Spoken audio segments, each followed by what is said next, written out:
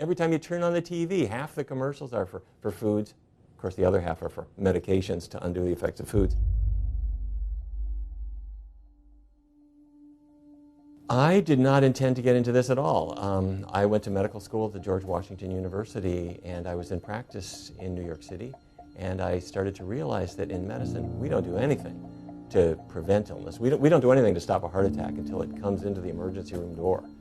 And I thought, that's not right. We need to intervene a little bit ahead of time. And so I started this group, the Physicians Committee, to have doctors to weigh in on these kinds of things.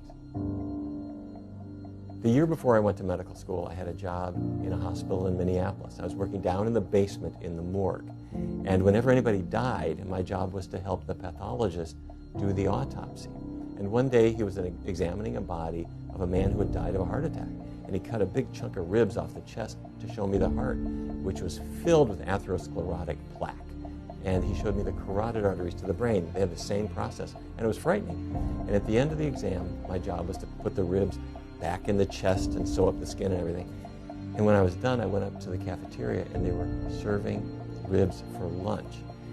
And I got to tell you, it smelled like the dead body, and it looked like a dead body, and I realized it is a dead body.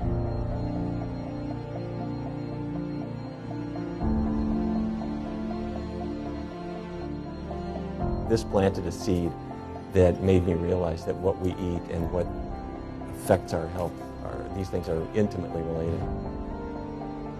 Food really is medicine, except all the side effects are good ones. So we can not just improve your diabetes, sometimes we can make it go away. And while that's happening, you're losing weight, your cholesterol's falling, your blood pressure is getting better, your energy is better, your digestion sorts itself out. And all of these things happen at the same time. So we're really entering a totally new age where medicine is going to be practiced completely differently. I think the medical profession could be forgiven for having neglected nutrition, because for years, the diets that were being prescribed really didn't do much. Switch from beef to chicken, and your diabetes doesn't really get better, and your cholesterol doesn't fall very much, and you don't lose much weight, and so doctors lost interest in it.